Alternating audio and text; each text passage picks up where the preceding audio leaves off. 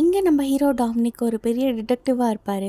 அப்படி இருக்கப்போ ஒரு நாள் அவங்களோட ஹவுஸ் ஓனர் ஒரு பர்ஸை கொண்டு வந்து இது யாருதுன்னு பார்த்து கண்டுபிடிச்சி கொடுத்துருங்க அப்படின்னு சொல்ல, இப்போ நம்ம ஹீரோ அந்த பர்ஸை பற்றி தேடிட்டு போக அந்த பர்ஸை வச்சிருந்த பொண்ணு கொஞ்சம் வருஷத்துக்கு முன்னாடி காணாமல் போயிட்டாங்க அப்படின்னு தெரிய வருது. அந்த பர்ஸ்குள்ளே இருந்த மெமரி கார்டு எடுத்து பார்க்க அந்த பொண்ணு அவங்க பாய் ஃப்ரெண்ட் கூட எடுத்த வீடியோ பார்க்குறாங்க. பூஜாவும் கார்த்திக்கும் எந்த ஹோட்டலில் அந்த வீடியோ எடுத்தாங்களோ அங்கே போய் இப்போ நம்ம ஹீரோ பார்க்குறாங்க.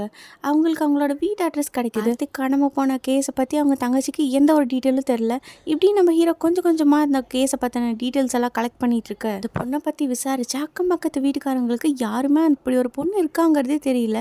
ஸோ டவுட்டான நம்ம ஹீரோ மறுபடியும் அந்த பொண்ணோட வீட்டுக்கே வர அந்த பொண்ணு யாரோ ஒரு ஆளை கொலை பண்ணி அவள் வீட்டு ஃப்ரிட்ஜில் மறைச்சி வச்சிருக்கா. நம்ம ஹீரோவோட இன்ட்ராகேஷன்ல அந்த பொண்ணு அப்படியே கொஞ்சம் பயப்பட அப்போ நம்ம ஹீரோக்கு காணாமல் போன அந்த கார்த்திகோட அங்கிள் கிட்ட இருந்து கால் வருது. அப்போதான் அவர் சொல்றாரு, கார்த்திகோட தங்கச்சி இறந்து பல வருஷம் ஆகுது. கார்த்திக் ஆக்சுவலாக ரொம்ப சாஃப்டான ஒரு பொண்ணு மாதிரி நேச்சர் இருக்க ஒரு பையன். ஆக்சுவலாக என்ன இருக்குன்னா, நம்ம கார்த்திக் ஒரு டிரான்ஸ்ஜெண்டர். அவர் பையனாக இருந்தாலும் பொண்ணாக இருக்க தான் ஆசைப்பட்டிருப்பாரு. இதுக்கு தடையாக இருந்த தன்னோட கேர்ள் ஃப்ரெண்ட் பூஜாவை கொலை பண்ணிட்டு இத்தனை வருஷமாக இறந்து போன அவங்களோட தங்கச்சியோட ஐடென்டிட்டிலே நம்ம கார்த்திக் வாழ்ந்துட்டு இருந்திருக்காங்க.